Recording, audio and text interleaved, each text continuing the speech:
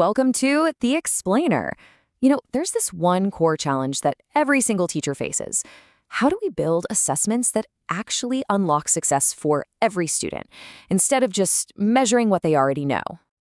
I mean, really think about it. How can one single test, one project, possibly work for a whole classroom full of unique individual learners?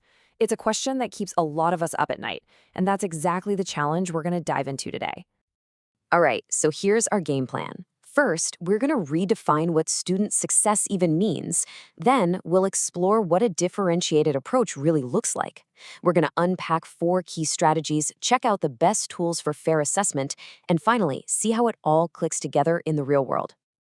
Okay, first things first. Before we can even talk about assessing success, we've got to agree on what success actually looks like, right?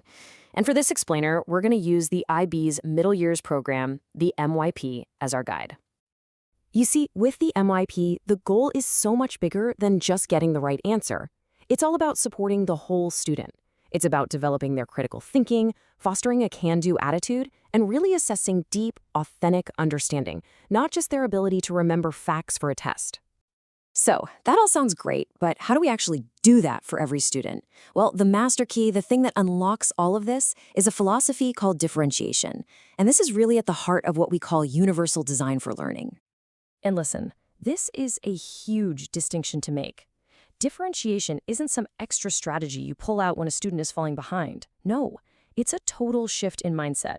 It means we start our planning from day one, assuming that every learner is different, because they are. That's the norm, not the exception. Okay, so if it's a philosophy, how do we make it practical? How do we put it into action? Well, let's break it down. There are 4 powerful ways to bring differentiation to life in your classroom. Let's unpack these tools. First up, we've got content. Now, this does not mean lowering the bar. Not at all. It just means creating different paths to the same high standard.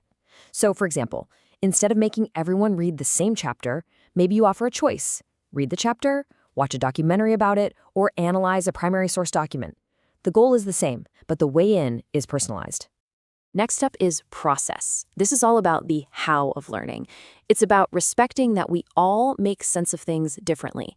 So you could offer choices like, hey, you can work on this alone or with a partner, or you can use a digital tool to build this, or you can use physical materials. You're providing flexible ways for them to grapple with the material. And third, the one that's often the easiest place to start is product. The key here is that your grading criteria, your rubric, stays the same, but the format can change. Can a student show you they get cellular respiration with an essay? For sure. But could they also show you with an animated video or a narrated presentation? Heck yeah. The medium changes, but the mastery you're looking for is the same. And last, but honestly, maybe the most important of all, is affect and environment. This is the foundation everything else is built on. It's about creating a space where students feel safe enough to take risks, to try something new and maybe fail. It's about building relationships and being flexible with the learning space itself. All right, so we've got all these different paths for students to show us what they know. Awesome. But that leads to the million-dollar question. How on earth do we grade all of this fairly and consistently? That, my friends, is where the art and science of rubrics comes in. 2 of the big ones you'll see are holistic and analytic rubrics. Think of a holistic rubric like taking a quick snapshot with a wide-angle lens. It gives you one overall score based on your general impression. An analytic rubric, though, is more like using a microscope. It breaks down the performance into specific pieces so you can give really precise, helpful feedback on each part. What this table really shows us is that there's no one-size-fits-all rubric. It's all about picking the right tool for the job.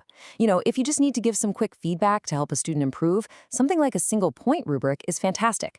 But if you need to give a really detailed, justifiable grade on a big project, an analytic rubric is probably your best bet. Okay, let's put all the pieces together. How do we make all this work? The differentiation, the smart rubric choices, within this specific structure of the MYP framework. This right here, this is the golden rule. It is so, so important. Why? Because it's all about fairness. Any extra notes or clarifications you add to a rubric are just there to help the student understand the task better. They're like signposts. They are not the standard itself. You always have to go back to the original criteria text when you grade to make sure everyone is being held to that same high standard, no matter which path they took to get there. So here's the practical, safe way to do this. You take the official criteria, right? Leave it alone. Don't touch it. Then, in a separate column, you add your own notes that connect it to your specific task. This gives students the support they need without you accidentally changing the core expectations of the MYP. And there you have it. You've got this incredible toolkit now. When you combine this philosophy of differentiation with really thoughtful rubric design, you can create assessments that don't just judge learning, they actually drive it. So, I'm going to leave you with a question to take back with you. Think about your very next assessment, the one you're planning right now. Which tool from this kit are you going to use first? Maybe you'll offer a choice in the final product. Maybe you'll try a different kind of rubric. What's one thing you'll do to open a new door to success for your learners?